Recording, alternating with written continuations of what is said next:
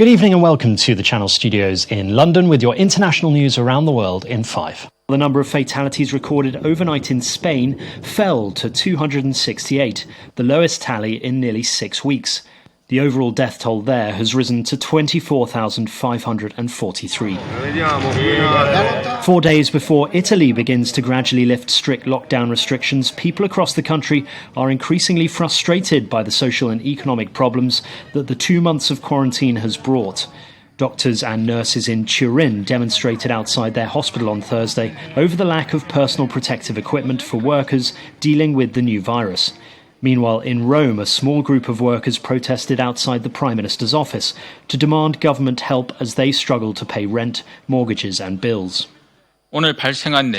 South Korea has reported no new domestic cases for the first time since its peak in February. That's according to the Korea Centers for Disease Control and Prevention. 4 new infections, all imported cases, have been reported, taking the national tally to 10,765. The death toll rose by 1 to 247. Thousands of people have lined up for food parcels amid lockdown in South Africa and the city of Centurion, in a queue that stretched for 4 kilometres. South Africa has spent 5 weeks in quarantine, leaving many businesses and individuals struggling without income in the recession-hit economy. The country has so far confirmed 5,350 cases and 103 deaths. Germany has banned Lebanon's Iran-backed Hezbollah movement from carrying out activities on its soil and designated it a terrorist organisation. That's according to the Interior Ministry. Police conducted early morning raids in mosques and venues linked to the group. Security officials believe that up to 1,050 people in Germany are part of Hezbollah's extremist wing. Protests have grown more violent in several cities across Lebanon, making a third night of unrest.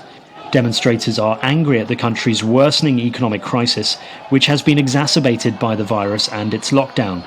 The latest wave of unrest comes after a plunge in the Lebanese pound last week, causing millions of people to lose more than half the value of their salaries and savings. In Sierra Leone, 2 prison guards and 5 inmates have died after a riot in Freetown's Pademba Road prison was set ablaze. Firefighters were called to the scene to put out the fire. Details about the cause of the violence are vague, but it followed the recent confirmation of a virus case in the jail. Sierra Leone has so far confirmed 104 cases with just 5 deaths. A massive fire has also broken out at a dump north of Santo Domingo, the capital of the Dominican Republic. Firefighters and locals have been struggling to bring the fire under control as thick smoke blots out the sky and poses a health risk to locals. Local authorities are currently investigating the cause of the blaze, but local media suggest that high temperatures may be to blame. And finally, Tom Moore, the army veteran who's raised over £30 million for the British NHS, has been treated to a flyover from the RAF to mark his 100th birthday. Among many other birthday gifts, he also received an honorary promotion from the army, moving him from captain to colonel. After setting out to walk 100 lengths of his garden to raise just £100 for charity, he now holds the Guinness World Record title for the most money raised by an individual from a walk.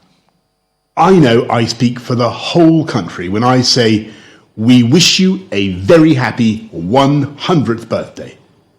Your heroic efforts have lifted the spirits of the entire nation. I think I first heard about your mission when you'd raised about £1 million, which in itself was extraordinary. And you've now inspired the most incredible generosity, raising over £29 million, supporting the cause closest to all our hearts.